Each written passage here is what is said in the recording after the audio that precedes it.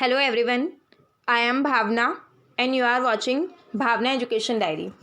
तो जो दिल्ली यूनिवर्सिटी का एलएलबी एंट्रेंस एग्ज़ाम हो चुका है, उसकी आंसर की आ चुकी है और आप सभी को अब अपने मार्क्स भी पता चल गए हैं।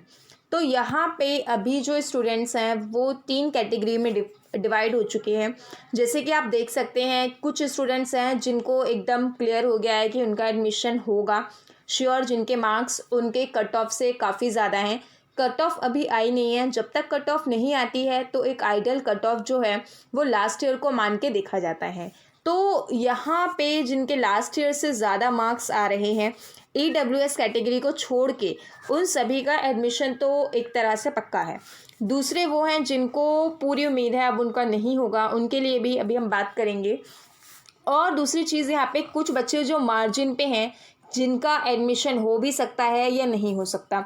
तो मार्जिन वालों को होप नहीं खोनी है कि उनका जब तक लास्ट कट ऑफ नहीं आती तब तक आपको होप रखनी है, क्योंकि जैसे लास्ट ईयर ओबीसी की कट ऑफ अचानक से काफ़ी गिरी थी। तो यहाँ पे रिज़ल्ट आने से पहले इस चीज़ को डिफ़ाइन नहीं किया जा सकता कि प्रॉपर एक एग्जैक्ट कट ऑफ क्या जाएगी। तो यहाँ पे अब आंसर की आ चुकी है। आंसर की आने के बाद आपके मार्क्स पता चल गए हैं और जब रिज़ल्ट आएगा, रिज़ल्ट में आपकी रैंक और आपके मार्क्स दोनों होंगे। अब जो रिज़ल्ट आएगा वो आपकी आंसर की, अभी कुछ स्टूडेंट्स ने कुछ आंसर हो सकता है चैलेंज किए हों, अगर उसमें किसी तरह का बदलाव होता है तो उन सभी अपडेट के साथ आपके जो मार्क्स हैं वो लग के आपकी रैंक पे आएंगे। अब उसके साथ ही रिज़ल्ट जो है इस वीक में, यानी कि आंसर की आने के 1 वीक के अंदर रिज़ल्ट आ जाता है। अब यहाँ पे काफ़ी सारे स्टूडेंट्स के कुछ डाउट्स हैं और जो कमेंट सेक्शन में काफ़ी कमेंट आ चुके हैं जिनकी जवाब इंडिविजुअली देना पॉसिबल नहीं है। तो इसमें आपके सारे क्वेश्चंस के आंसर हम इसमें डॉक्यूमेंट्स के रिगार्डिंग भी देंगे और कट ऑफ मार्क्स के रिगार्डिंग भी।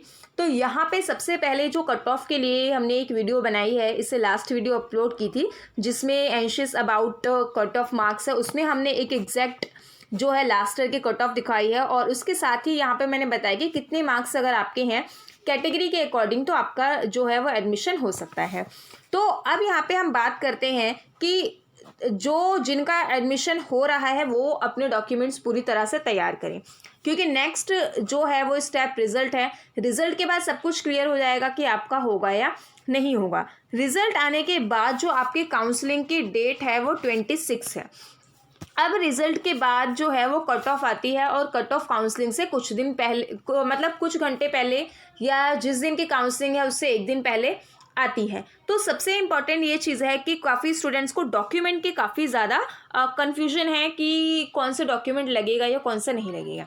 सबसे पहले एक जो डॉक्यूमेंट होते हैं जो हर बार लगते हैं और जो आपके पास खुद से अवेलेबल होते हैं। दूसरे डॉक्यूमेंट्स ऐसे होते हैं जैसे कि अंडरटेकिंग, और अंडरटेकिंग के साथ साथ सेक्शुअल हैरेसमेंट फॉर्म, इस तरीके के जो फॉर्म है एंटी रैगिंग वाले, तो ये आपको यूनिवर्सिटी की साइट पे अपलोड किए जाते हैं और एडमिशन फॉर्म भी। तो इसके लिए आपको बिल्कुल परेशान होने की ज़रूरत नहीं है। जो कट ऑफ आती है उससे कुछ दिन पहले यूनिवर्सिटी की साइट पे अपलोड कर दी जाती है डॉक्यूमेंट की लिस्ट, तो उस पर भी हम आपको अपडेट कर देंगे। दूसरी चीज़ जो स्टूडेंट्स की काफ़ी दिक्कत है इस साल, कोविड-19 की वजह से काफ़ी सारे स्टूडेंट्स का रिज़ल्ट नहीं आया है।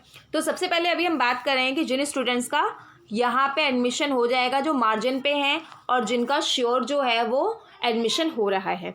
तो यहाँ पे सबसे पहले जो है आपकी जो प्रोविजनल डिग्री, अगर आपका रिज़ल्ट नहीं आता है तो आप अवेटेड में एडमिशन बिल्कुल ले सकते हैं और इसके साथ आप अपनी एलिजिबिलिटी के तौर पे कोई डॉक्यूमेंट दिखा सकते हैं कि हाँ आपने अपना, जैसे कि आपने 5th सेमेस्टर अपना दिया होगा, उस बाकी अपनी एलिजिबिलिटी दिखा सकते हैं और आपको एडमिशन बिल्कुल मिलेगा। उसके लिए आपको परेशान होने की ज़रूरत नहीं है। ये काफ़ी सारे स्टूडेंट्स का है कि हमारे एग्ज़ाम नहीं हुए हैं, हमारा फाइनल सेमेस्टर का रिज़ल्ट नहीं आया है, तो इससे उस पर कोई फ़र्क नहीं पड़ेगा। दूसरी चीज़, यहाँ पे काफ़ी सारे स्टूडेंट्स पूछ रहे हैं कि दिल्ली यूनिवर्सिटी में जो कास्ट सर्टिफिकेट है वो कौन सा होना चाहिए। तो कास्ट सर्टिफिकेट यहाँ पे सेंट्रल का लगता है और दूसरी चीज़ जो सेंट्रल का सर्टिफिकेट है वो 31 मार्च के बाद का अपडेट होना चाहिए, उससे पहले का अगर अपडेट होगा तो वो नहीं लगेगा। इसके रिगार्डिंग एक क्वेश्चन और है जो काफ़ी सारे स्टूडेंट्स ने पूछा था, वो ये क्वेश्चन है, जो दूसरा क्वेश्चन है वो ये स्टूडेंट्स ने पूछा था कि जो आपका कास्ट सर्टिफिकेट होता है, कास्ट सर्टिफिकेट मान लीजिए ईडब्ल्यूएस पे काफ़ी सारे स्टूडेंट्स ने पूछा कि भाई फॉर्म भरते वक्त तो हमने ईडब्ल्यूएस लगाया नहीं, अब हमारा ईडब्ल्यूएस बन गया है, क्या हम दे सकते हैं? तो ऐसा कोई प्रोविज़न नहीं है। जो आपने रजिस्ट्रेशन फॉर्म में फिल करी है कैटेगरी वही मानी जाएगी और उसका आपको एडमिशन काउंसलिंग के टाइम पे वो सारे डॉक्यूमेंट्स देने होंगे। काउंसलिंग पूरी तरह से ऑनलाइन होगी, 99% यही चांस है, ऑफलाइन के कोई चांस नहीं है। देखते हैं, अभी वैसे कह भी नहीं सकते कि ऑनलाइन होगी या ऑफलाइन होगी, लेकिन आपको जैसे भी यहाँ पे अगर ऑफिशियल कोई नोटिस आएगा तो हम आपको अपडेट कर देंगे। लेकिन आपको अपने डॉक्यूमेंट्स तैयार रखने हैं। कास्ट सर्टिफिकेट सेंट्रल का होगा और जो कास्ट आपने रजिस्ट्रेशन फॉर्म के वक्त भरी है वही वैलिड होगी और आपको वो डॉक्यूमेंट दिखाना होगा। दूसरे काफ़ी सारे स्टूडेंट्स ने पूछा कि गैप ईयर, अगर आपका गैप ईयर है, आपने कभी भी ग्रेजुएशन की हो, उससे कोई फ़र्क नहीं पड़ता, गैप ईयर मैटर नहीं करता, बस मैटर करता है आपके सारे डॉक्यूमेंट होने चाहिए और आप पूरी तरह से एलिजिबल होने चाहिए। दूसरी चीज़ यहाँ पे जो आपके डॉक्यूमेंट्स हैं, डॉक्यूमेंट्स की जो लिस्ट जैसे मैंने बताई है, डॉक्यूमेंट्स को जनरली लगते हैं। कैरेक्टर सर्टिफिकेट मैंडेटरी नहीं है। कैरेक्टर सर्टिफिकेट के लिए आपको परेशान होने की ज़रूरत नहीं है। बन रहा है तो ठीक है, नहीं बन रहा तो ठीक है, नहीं बना है तो बनवाने की कोई ज़रूरत नहीं है। कैरेक्टर सर्टिफिकेट तो लगता ही नहीं है। अब उसके बाद यहाँ पे अगर कोई डॉक्यूमेंट नहीं है तो आप क्या कर सकते हैं? अगर कोई डॉक्यूमेंट नहीं है, आपको अंडरटेकिंग के बाद टाइम दिया जाएगा, आपको एडमिशन बिल्कुल मिलेगा, आपको अंडरटेकिंग के बेसिस पे एडमिशन दे दिया जाएगा। इसके बाद यहाँ पे आपका जो है एडमिशन हो जाएगा। तो एडमिशन जो है काउंसलिंग के बाद भी आपको टाइम दिया जाता है। 3 कट ऑफ लिस्ट आती है। जो students in cut off list में उनका नाम है और एडमिशन नहीं ले पाते हैं तो उन स्टूडेंट्स को भी जो है बाद में एडमिशन लेने का सीट बचती है, तो वो चांस दिया जाता है। तो ये तो हुई बात कि जो जिन स्टूडेंट्स का हो रहा है। तो अब उसके बाद यहाँ पे काफ़ी सारे स्टूडेंट्स ने ये क्वेश्चन किया था कि जो हमने कमेंट सेक्शन में पूछा था कि आपको किस टॉपिक पे वीडियो चाहिए। तो यहाँ पे जो गैप ईयर, काफ़ी सारे स्टूडेंट्स को कुछ ने ये पूछा था कि क्या हमें गैप करना चाहिए या नहीं करना चाहिए। तो इन पे और जिन बच्चों का एंट्रेंस क्लियर नहीं हुआ है या जिनके चांस हैं, जिनको लग रहा है कि हमारा नहीं होगा और आपको DU LLB के लिए जो है वो एंट्रेंस एग्ज़ाम के लिए क्या गैप करना चाहिए या नहीं करना चाहिए, इस पे हम एक सेपरेट वीडियो लेकर आएंगे क्योंकि ये एक बहुत ही ज़्यादा इम्पॉर्टेंट टॉपिक है और इसमें मोटिवेशन की बहुत ज़्यादा ज़रूरत है कि स्टूडेंट्स मोटिवेट रहें।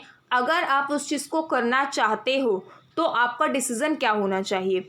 तो फ़िलहाल आज के लिए इतना ही। तो अगर आपकी कोई भी क्वेरी हो तो आप हमसे कमेंट सेक्शन में पूछ सकते हैं। मैं पूरी कोशिश करूँगी आपकी क्वेरीज़ को दूर करने की। And thank you and don't forget to subscribe my channel.